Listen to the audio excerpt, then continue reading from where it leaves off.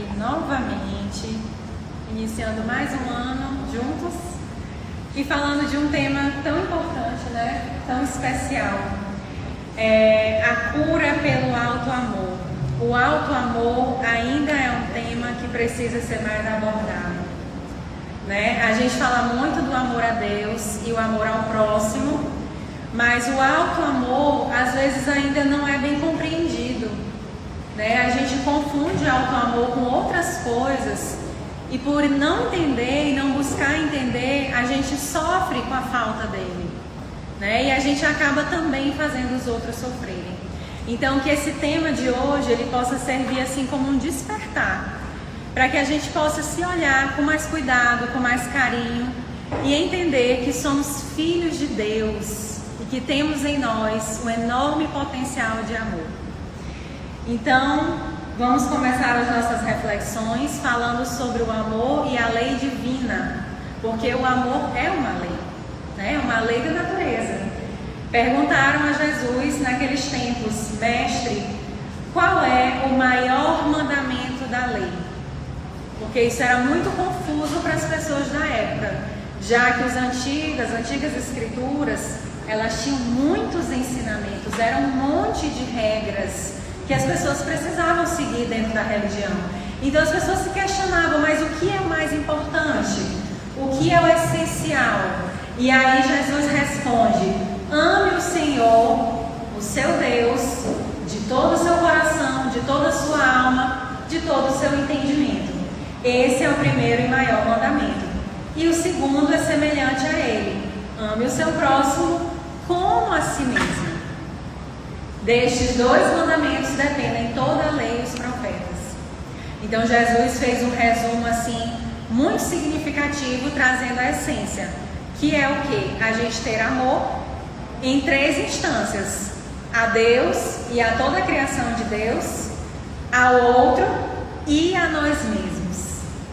E aí a gente escuta Jesus falar isso e muitas vezes não entende como que vai ser esse amor que eu vou dar para o outro, é o mesmo amor que eu me dou, mas o outro não é igual a mim. Será que ele não tem uma outra necessidade que não é igual à minha? E a gente se sente confuso nesse exercício de amor ao próximo, né? E aí a gente vai entender que esse verdadeiro amor, como diz o Evangelho segundo o Espiritismo, é um amor que nos eleva. Não é o amor das paixões, porque o amor das paixões ele nos perde.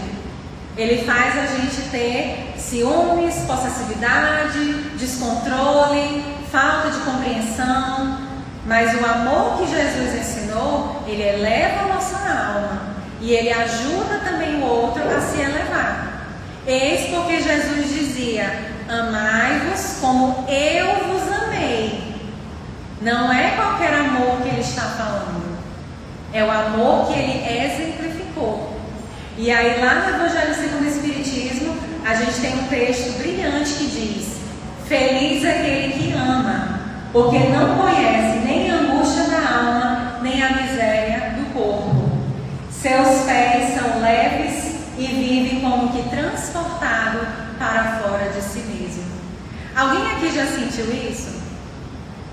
Um amor assim tão grande, que você sentiu assim por um momento, parece que ia sair do corpo.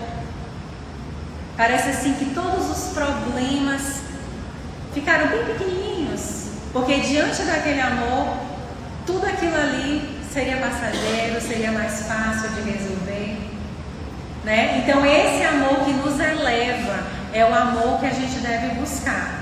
Só que aí na humanidade, né, ao longo da história da humanidade, a gente foi cometendo alguns equívocos, tentando entender esse amor, né? Então as primeiras instituições religiosas, quando elas foram criadas, as pessoas tinham muita preocupação desse amor a Deus, né? Então temos que amar a Deus, temos que servir a Deus, mesmo sem ter ainda uma compreensão de Deus. E aí as instituições, elas ganharam uma importância muito grande.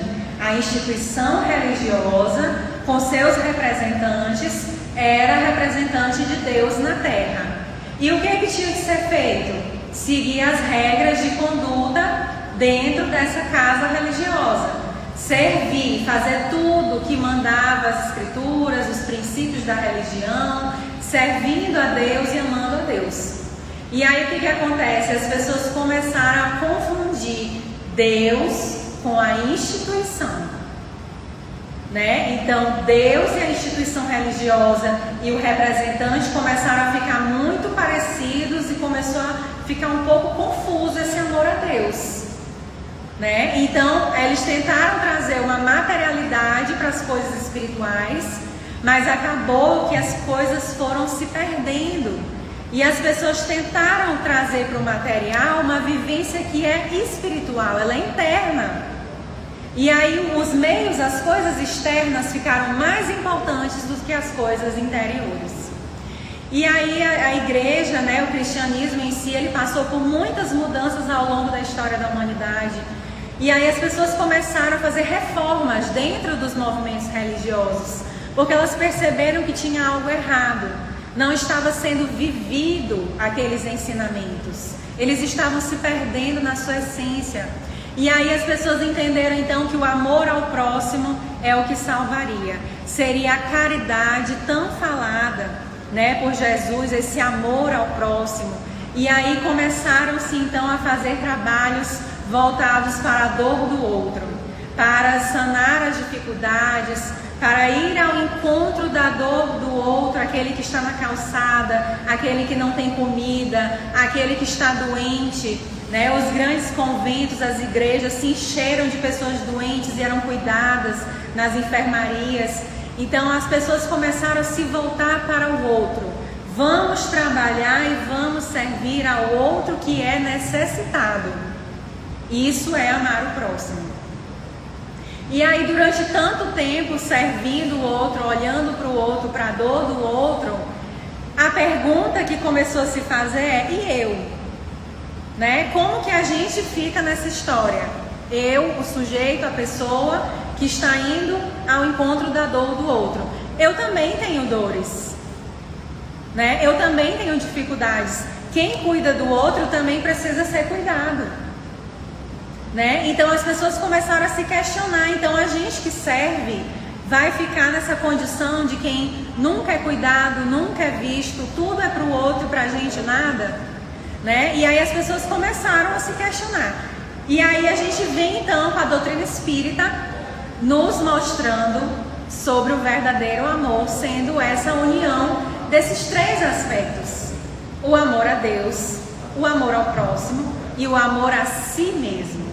Mas o alto amor ainda é incompreendido, porque ele é confundido com egoísmo, orgulho e vaidade.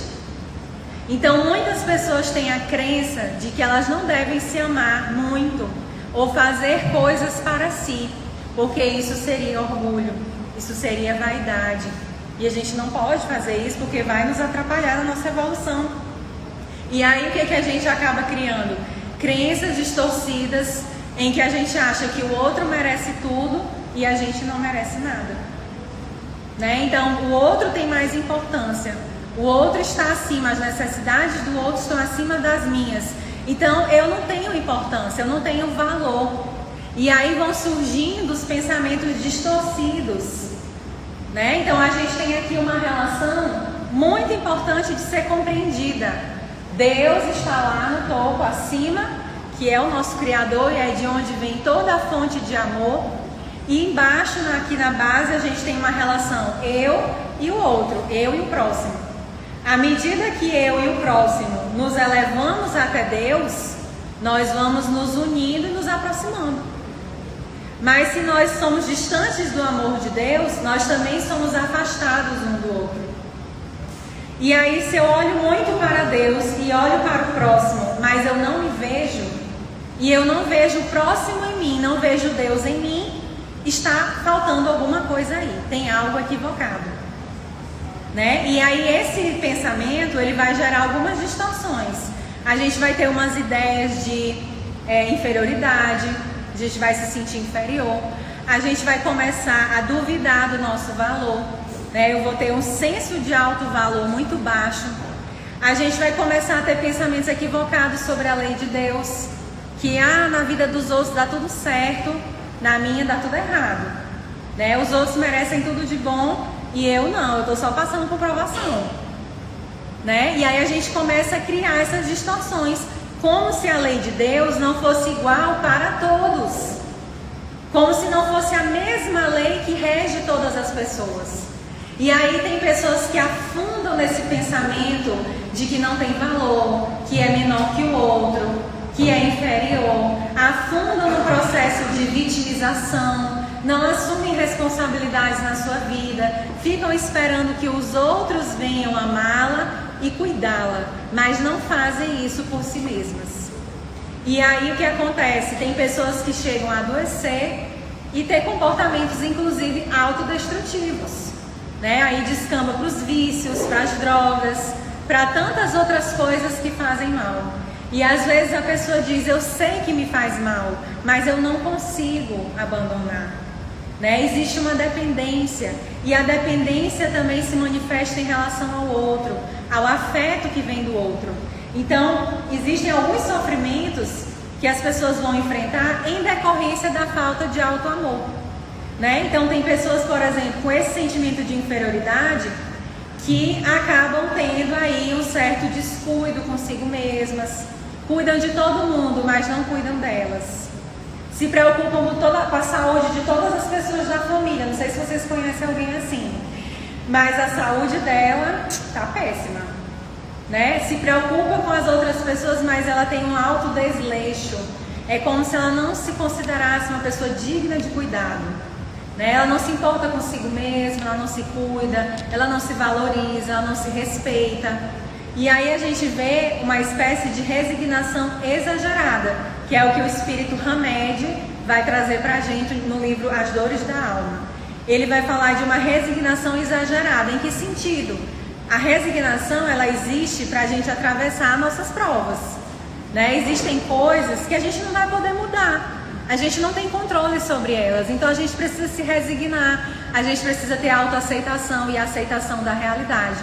Mas quando a gente tem uma resignação exagerada, é quando a gente se resigna em relação a tudo, como se a gente não pudesse fazer nada.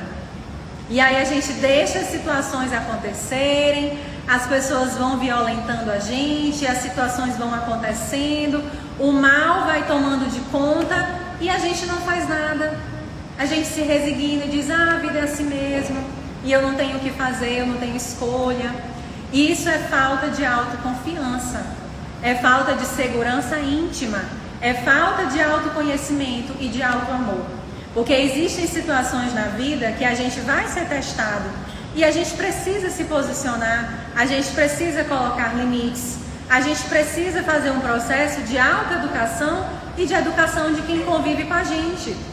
E aí muitas vezes o que acontece, uma pessoa que não tem esse amor a si mesmo, ele se abandona no processo.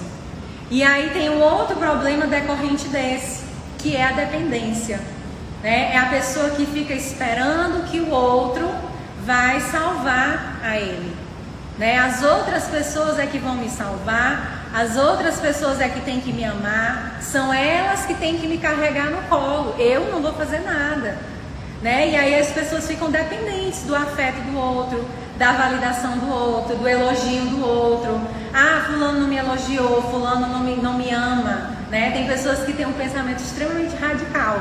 Elas pensam que algumas manifestações de afeto, se elas não estão acontecendo, é porque não existe mais amor. E aí começa a cobrança, né? Ah, mas tu fazia isso antes, agora tu não faz mais. Ah, você deveria ser assim, assim, assado, deveria me demonstrar mais o seu amor. E aí começa aquela cobrança, né? As chantagens emocionais. Então a gente vai ver que tem pessoas que se tornam verdadeiros pedintes emocionais. Estão sempre mendigando o afeto do outro. E às vezes se contentam com migalhas. Por que a gente faz isso? Porque a gente ainda não aprendeu a se amar. A gente ainda está esperando que o amor ele venha de fora e não de dentro. A gente ainda está achando que é o outro que vai ser o responsável por me fazer feliz. Eu não. E aí quando a gente age dessa maneira, a gente fica com inúmeros problemas nas nossas relações, dificuldade de amar o outro e de se amar também. Então é preciso que a gente tenha isso em mente. O amor que vem dos outros, o amor que vem de fora, ele é sim importante. Ele nos ajuda, ele nos ensina, ele nos influencia, ele nos dá esperança. Mas o amor que vem de dentro, ele é fundamental para viver.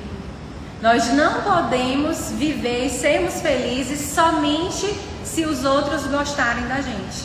Somente se os outros me derem afeto. Porque vai ter momentos que eu não vou receber afeto. Eu não vou ter o amor das pessoas e as pessoas não vão me compreender. E nesse momento eu vou precisar me sustentar sem o amor dos outros. Nós vamos passar por dificuldades e nós precisamos ter essa força interior que vem desse amor. Então é muito importante que a gente compreenda isso.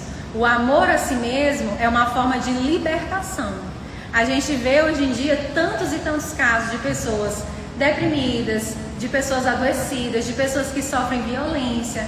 E muitas vezes elas se perderam no caminho e não sabem quando foi que elas deixaram de se amar.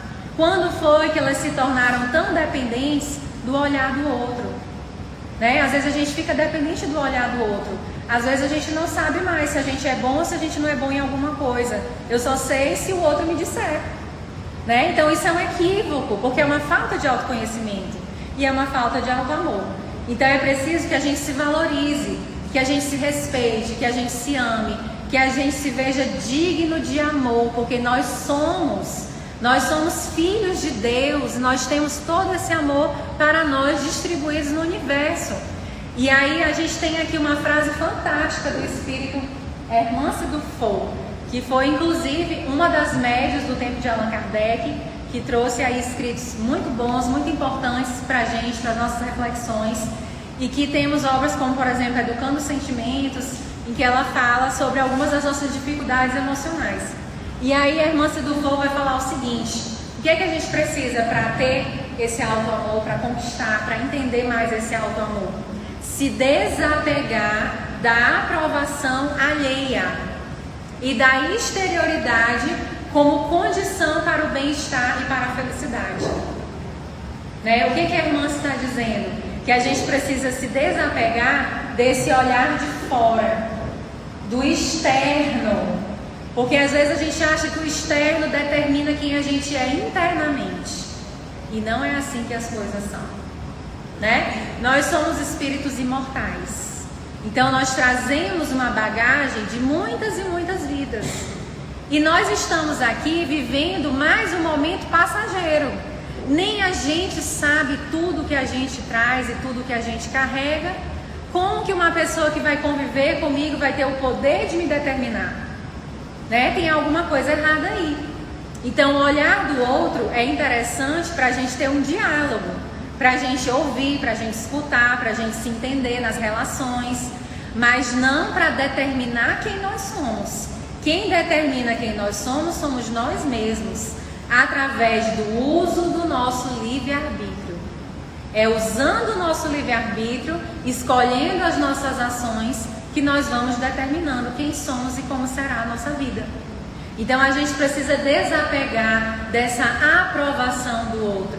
Eu conheci uma pessoa, um colega, que era muito engraçado. Ele passava o dia inteiro, tudo que ele fazia, ele perguntava pra gente se estava bom, né? Então ele ia fazer uma coisinha, ele: o que tu achou? Amiga, me diz aqui o que tu achou? Tu achou legal?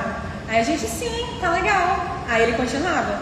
Aí quando ele fazia uma coisa que a gente dava uma opinião contrária, ele desfazia tudo, né? E aí ele ficava o tempo todo assim: tu achou legal? Mas tu achou legal mesmo? Aí a gente falava: não, tá legal. Não, mas tu tem certeza? Então a gente via assim uma insegurança muito grande. E aí quando essa insegurança ela é muito forte na gente, o apego à opinião do outro também vai ser muito forte. Então a gente precisa ter esse desapego, né? Não no sentido de que a gente não vai mais ouvir ninguém. Agora eu me basto, eu sou suficiente, eu não preciso ouvir ninguém. Não é isso. A gente vai escutar e vai conversar. Mas o que a gente não pode é depender dessa opinião para a gente ser feliz. Né? A gente precisa aprender a ser feliz com o que a gente é, do jeito que a gente é. Eu preciso mudar, eu fiz muita coisa errada no meu passado. Todos nós fizemos. Todos nós estamos no processo de mudança. Isso não é um motivo para a gente estagnar, para a gente parar e ficar preso na culpa. Tem muita gente presa na culpa.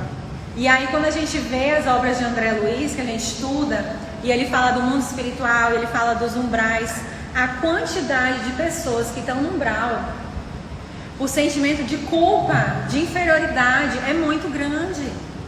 Porque essas ideias, elas abrem portas para a obsessão. A gente vai deixando de acreditar no nosso valor, no propósito da nossa existência. E todas as pessoas têm propósito na sua vida. Todo mundo reencarna com planejamento reencarnatório. Todo mundo tem talentos para multiplicar. Então toda a vida tem importância. A gente é que se desvirtua muitas vezes, não é? Então, entendendo isso, a gente vai entender melhor o amor também de Deus. Então, o Espiritismo, ele nos traz uma visão muito clara sobre o que é o auto-amor. E nos explica Joana de Ângeles, que a gente, muitas vezes, sem compreender Deus, a gente acaba não conseguindo amar a Ele, mas amar apenas a nós próprios e aquilo que está mais próximo de nós, que é mais imediato. E aí nesse caminho a gente vai se tornando às vezes orgulhoso, vaidoso, vai errando, vai caindo, até que a gente vai se aproximando de Deus. E aí quando a gente se aproxima de Deus, é que a gente vai entender mais o amor e sentir o amor dentro de nós. E aí ela deixa bem claro que o amor que se deve oferecer ao próximo, ele tem que ser consequência natural do amor que se reserva a si mesmo, sem cuja presença muito difícil será a realização plena do objetivo de afetividade. Ou seja, se a gente doa muito, se a gente dá muito para os outros e a gente se sente infeliz, triste, chateado, frustrado, revoltado, fica esperando muita coisa que nunca recebe de volta, tem alguma coisa errada aí, né? Talvez o amor que a gente está oferecendo, ele não seja um amor de verdade, na essência do termo. Talvez seja uma carência que a gente está projetando, talvez sejam outras dificuldades emocionais que a gente tem. Mas o amor, quando ele é sentido e ele é vivido, ele não espera retorno, porque a gente sente o amor dentro da gente. Então o amor que eu estou oferecendo, eu já estou sentindo. Eu já estou na vibração do amor. Então eu não preciso cobrar a fulana que ela me ame de volta. Eu não preciso dizer, mas eu faço isso por ti e tu não faz nada disso por mim. Isso é uma cobrança de amor, né? De afeto, de dedicação. Então quando a gente sente, a gente é movido por aquele amor é uma chama, é um sol interior dentro da gente. A gente já está na vibração do amor. E aí, por consequência, a gente oferece esse amor aos outros. Então não tem por que a gente pedir nada de volta. Então quando a gente está, por exemplo, num trabalho espiritual, ou num trabalho de caridade, num trabalho social, e a gente faz um monte de coisa, a gente se entope de atividades, e aí no final a gente fica chateado, porque alguém não está reconhecendo a gente, porque alguém não validou o nosso esforço, porque alguém foi ingrato, a gente ainda está aprendendo a lição do alto amor, ela ainda não foi aprendida, certo? Porque o trabalho existe justamente para trabalhar o nosso interior, né? O trabalho externo tem que ser um reflexo do trabalho interno. Então, se a gente está indo assistir pessoas que são necessitadas, o que eu vou cobrar de uma pessoa necessitada? Se eu estou indo com um trabalho com colegas que têm o mesmo entendimento espiritual da vida, eu não tenho que esperar que esse colega haja do jeito que Jesus ensinou. Eu tenho que fazer a minha parte, ele tem que fazer a dele. Cada um segundo a sua consciência. Então a gente não tem que ter esse sentimento dessa carência, desse abandono, de achar que a gente está só, que ninguém olha pra gente. Quando a gente está assim, a gente está precisando de uma ajudinha e de uma boa conversa com Deus. Por quê? Porque não nos falta amor, né? Deus, ele sempre nos oferece todos os recursos que a gente precisa para a nossa evolução. Se a gente não está conseguindo ver isso, tem alguma coisa errada. Talvez a nossa visão esteja distorcida pelos sentimentos negativos, pelas dificuldades que a gente tem. Mas amor de Deus a gente sempre vai ter.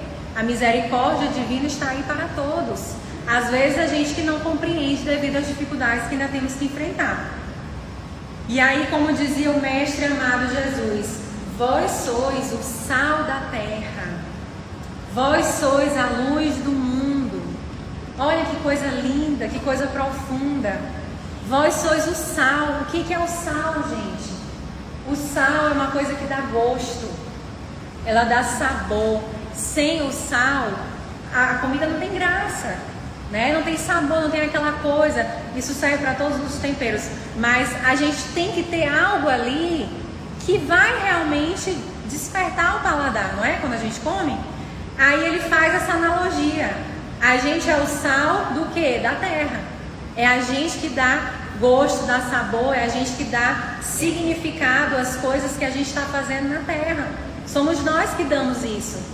Então, se a gente não oferecer amor e não tiver isso no nosso coração, o que a gente está fazendo então aqui? Qual é a diferença que a gente está fazendo na terra? Né? O que é a vida na terra então?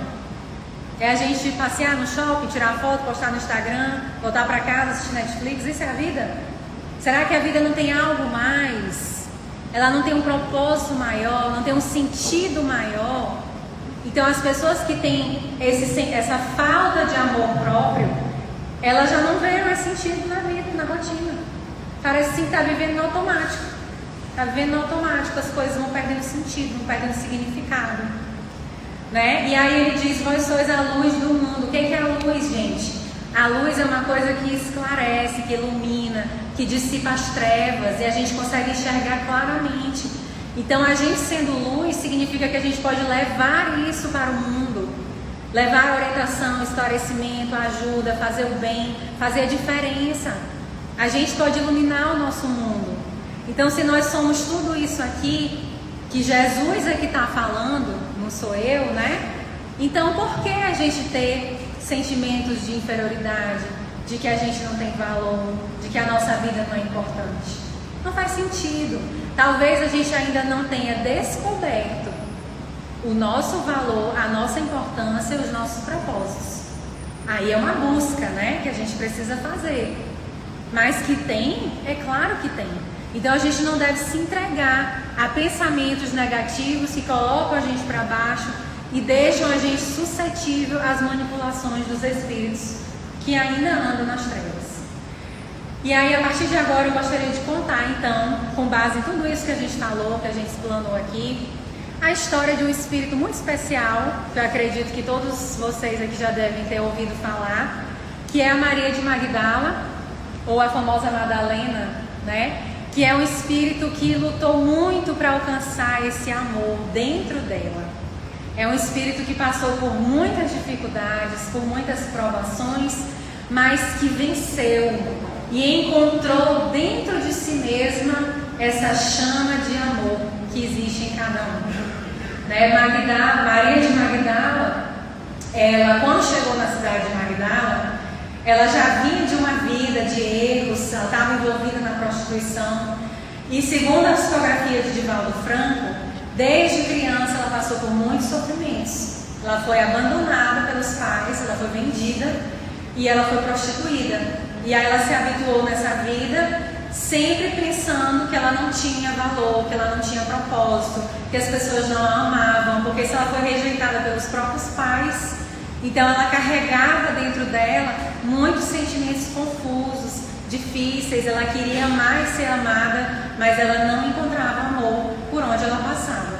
E aí ela se tornou uma mulher muito rica e as pessoas chamavam Maria de Magdala como se ela fosse uma mulher da cidade, de todo mundo da cidade.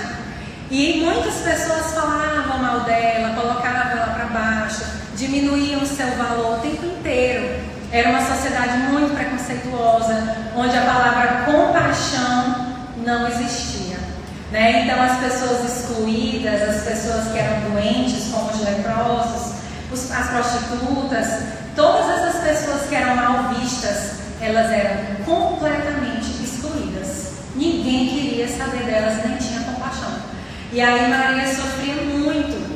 E ela tinha uma tristeza que ia minando as energias dela, né? Tinha dias que ela ficava prostrada, sem conseguir levantar, de tanto que as forças dela diminuíam, porque ela era obsediada, tanto pelos desencarnados quanto pelos encarnados. E Maria sofria muito, porque ela não tinha esse amor e ela não via um sentido maior na existência dela. É como se todo o valor dela estivesse apenas na sua aparência, no seu corpo. É como se ela fosse um objeto que era facilmente manipulado, que tinha que servir aos outros. E aí ela tinha essa tristeza muito grande. No dia que ela soube que Jesus ia passar por aquela região, ela ficou com uma esperança, né? Porque até então ela nunca tinha visto nenhum homem que fosse religioso, ou que falasse de Deus e que acolhesse a ela, ajudasse ela na sua busca interior. E aí ela ficou em dúvida: será que Jesus vai me ouvir? Será que esse tal de Messias, ele realmente vai me amar? Ele vai me ajudar a encontrar esse amor? Ou ele vai ser igual a todos esses fariseus que eu já conheci? Então, nessas dúvidas, um dia ela acabou indo ao encontro de Jesus.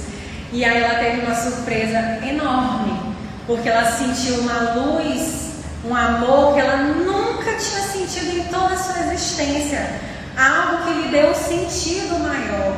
É como se ela percebesse finalmente: é possível, o amor existe, o amor é real, né? Eu posso amar e sou amada e tenho esperança na vida. Foi isso que Jesus devolveu a Maria, a esperança. E ela se sentiu tão tocada que aquilo mexeu com os seus sentimentos e a sua essência divina. E ela decidiu no dia seguinte abandonar aquela vida que ela tinha. Ela abandonou suas riquezas, abandonou seu palácio e ela foi viver uma outra vida seguindo Jesus, junto das pessoas simples, das pessoas humildes, tentando aprender, tentando mudar, tentando sublimar os seus instintos, né? Aqueles antigos hábitos que ainda perturbavam ela, e ela fazia um esforço moral gigantesco para conseguir sublimar e servir, fazer o que Jesus ensinava. Só que Maria encontrou um ambiente entre os apóstolos em que ela não foi aceita, ela não foi acolhida, ela não foi respeitada, ela não recebeu o apoio de ninguém, porque as pessoas não acreditavam na transformação de Maria. As pessoas ainda estavam muito presas às coisas aparentes, não acreditavam no poder da transformação do amor. E Maria sofreu muito, porque ela tentava encontrar esse apoio em todo lugar, entre os próprios colegas, e ela não encontrava. E aí, depois que Jesus se foi, o único consolo dela foi Maria, mãe de Jesus, que foi uma verdadeira mãe para Maria de Magdala. E aí ela continuou na sua trajetória, querendo servir, pregar o Evangelho, mas ela teve uma grande surpresa, porque ela foi rejeitada por Pedro e os outros apóstolos, que disseram para ela: Maria, você não poderá seguir conosco. E Maria disse: mas por que, Pedro? Eu estou aqui, eu sirvo, eu trabalho, eu acredito no Cristo. Não, Maria, tu não poderás seguir conosco, por causa da tua vida, do teu passado. As pessoas não vão acreditar em você. Como que nós vamos falar de Jesus com uma ex-prostituta? Não vai dar certo, não tem como. E Maria ficou tão angustiada, tão triste, porque os esforços dela não estavam sendo vistos, não estavam sendo valorizados. Então, aonde Maria ia, ela não encontrava amor, apenas a solidão. E ela ficou sozinha e, nas suas reflexões, caminhando pelas praias que recordavam o Mestre amado Jesus, Maria encontrou um grupo de leprosos, assim como ela, abandonados, assim como ela, excluídos, assim como ela, rejeitados. Não tinham ninguém e estavam à procura de Jesus. Só que Jesus já não estava mais entre eles. E Maria pensou: eu vou cuidar deles como uma mãe. Eu vou falar de Jesus para eles. Eu vou reacender as esperanças desses homens numa vida além dessa vida de sofrimentos. E ela foi com eles e fez um grande trabalho de evangelização de almas, contraindo a doença e mais tarde desencarnando por conta dela. E assim ela alcançou o reino dos céus no seu íntimo, no seu coração. E o que foi que Maria aprendeu? Que o amor que ela tanto buscava não podia ser dado apenas pelo lado de fora. Ela tinha que encontrar do lado de dentro. Era dentro dela mesma que ela iria descobrir esse amor, essa centelha divina que existe em cada um de nós. Muitas vezes a vida ela vai nos testar. Nós não vamos receber de volta o afeto que nós damos. Nós vamos receber incompreensão, vamos receber ingratidão, vamos muitas vezes ser excluídos. Mas nós precisamos nos amar, nos respeitar e nos valorizar e continuar tendo fé em Deus, seguindo em frente, sempre. E aí, depois desses anos que Maria fez essa grande transformação, esse espírito belíssimo, iluminado, retorna à Terra, por volta lá de 1500, e ela vem no momento da Grande Inquisição Espanhola, como Teresa de Ávila. Teresa de Ávila foi uma jovem que nasceu na Espanha, foi para o convento de freiras da Ordem Carmelita. E quando ela chegou no convento, ela se deparou com uma vida que não tinha nada a ver com o Evangelho. As pessoas que estavam dentro do convento, das igrejas naquele tempo, elas não estavam interessadas em viver o Evangelho. E Teresa trazia dentro dela essa chama de amor a Jesus. E aí ela cai doente no convento, porque ela não consegue lidar com tudo o que acontecia. Eram muitos desregramentos, aconteciam orgias dentro do convento. E ela não acreditava que aquilo era para as pessoas a vivência da verdadeira da religião. E aí Teresa começa, através do seu contato com Deus, com as orações, com a busca por essa força superior, encontrar o seu caminho interiormente, revisitar esse caminho de amor a si mesma e de amor a Deus, para poder amar o próximo do jeito que o próximo se apresentar, que é muito difícil, né? A gente amar as pessoas como elas são, sabendo que elas estão errando, distorcendo, mas a gente precisa ajudá-las também na sua evolução. E aí Teresa então começou a ter uma mediunidade fantástica. Ela via, ouvia, recebia instruções, orientações, ela até levitava, né? O corpo dela ficava suspenso. Tem até uma famosa obra chamada O Êxtase, de Santa Teresa, que retrata o momento que ela sentiu esse amor de Jesus muito forte no seu coração. E aí Teresa começa a passar por uma grande mudança e entender que ela tinha um grande trabalho para fazer na Espanha. Ela ia trazer uma reforma, porque as pessoas naquele tempo já tinham esquecido a mensagem cristã. E ela fundou a Ordem das Carmelitas Descalças, em referência à humildade, à simplicidade. E ela foi fundando conventos e uma nova forma de viver o cristianismo dentro desses conventos, mostrando às pessoas uma verdadeira libertação moral. Então ela ensinava, ela pregava, ela criou uma nova ordem praticamente. E esse trabalho que ela fez foi um trabalho belíssimo, mas ela sofreu perseguições, calúnias, ela foi denunciada para a Inquisição. Os livros que ela escrevia foram proibidos. Ela era o tempo inteiro testada. O tempo inteiro. Em todas as coisas que ela falava, aparecia alguém para dizer que ela era do demônio, que ela estava equivocada, que não era nada disso. E aí Teresa foi com poucos amigos conseguindo fazer o seu trabalho até o fim. E ela conseguiu trazer essa grande mudança para aquele tempo, exercitando mais uma vez esse amor a Deus, o amor a si mesmo, o amor ao próximo. E aí na trajetória de Teresa de Ávila, ela diz coisas muito interessantes. Ela tem um livro chamado Caminho Interior, Castelo Interior, em que ela fala das moradas interiores que ela foi descobrindo no seu contato com Deus. E aí ela deixa muito claro que no mundo a gente vai passar por tribulações, que muitas vezes a gente não vai ser compreendido, a gente não vai ser amado. Mas nós temos que buscar em Deus esse amor. Essa é a nossa obrigação, o nosso dever.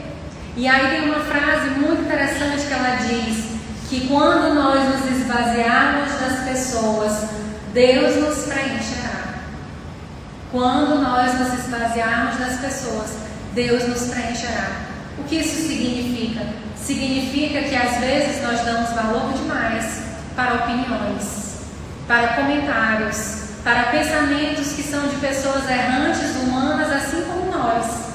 E nós damos tanto valor para isso que nós nos distanciamos de Deus, daquilo que Deus realmente quer para a nossa vida. Lembrando as palavras de Paulo de Tarso, que virou para Jesus na sua imensa descoberta e disse: Senhor, o que tu queres que eu faça? Porque não é sobre o que a gente quer, é sobre o que Deus tem para nós, é sobre o que a vida espiritual nos direciona a fazer. Então esse amor que muitas vezes a gente não encontra aqui na terra, talvez esteja numa outra vida, talvez esteja num outro plano. Então eu quero dizer para vocês hoje, com base em todos esses exemplos, essas referências, esses ensinamentos, se você vive numa família em que você não sente amor, saiba que amando a sua família e amando a você mesmo, um dia você encontrará a sua verdadeira família espiritual. Se você vive num trabalho em que as pessoas te perseguem, te caluniam, não tem amizade verdadeira, se você persistir no amor e persistir no bem, um dia você terá grandes amigos de trabalho. Se você vive numa casa religiosa, ou aqui no centro espírita, ou em qualquer trabalho social que você estiver, profissional, seja onde for, e você só encontra pessoas que vêm agindo contra você, contra os seus propósitos, que não te compreendem, saiba que se você persistir no amor, no seu amor e no amor a Deus, no amor ao bem, um dia você vencerá. E você não precisará mais passar por essas tribulações. Que nós possamos entender que esse amor que vem de Deus, ele é suficiente. Porque é a partir do amor dele que a gente vai conquistar os outros, que a gente vai se amar como ser humano, como individualidade que somos, como espírito imortal, e vamos também amar os outros, por mais difíceis que os outros sejam. A gente vai ter compreensão, a gente vai entender que às vezes o outro é difícil, porque ele também não recebeu amor, ele não recebeu afeto. Às vezes a gente tem uma mãe, um pai, um parente muito complicado, muito agressivo, mas ele também não recebeu esse amor, essa orientação, essa referência. Às vezes é um espírito que já vem há muito tempo sofrendo e não encontra saída para ele mesmo, e aí se lança em mais sofrimentos. Então, quando a gente ama, a gente se permite ter a verdadeira compreensão. A compreensão do outro, a compreensão de nós mesmos e também a compreensão das leis de Deus. A gente passa a ter mais aceitação e resignação com as coisas que nos acontecem, sabendo que cada uma delas vem para trabalhar um aspecto que nós necessitamos e vem para a nossa evolução. Então, nos encaminhando agora para o final da nossa palestra, eu deixo essa frase desse espírito tão nobre que nos ensinou tanto. E ela diz: tudo se pode perder, mas Deus jamais se perde. Que o mundo se vá, que as coisas vãs estejam fora de nós, que o volúvel se desfaça, mas que Deus fique para sempre. Se tivermos Deus, nós teremos tudo: o amor a nós mesmos, o amor ao próximo, o amor a toda a criação e o amor à vida.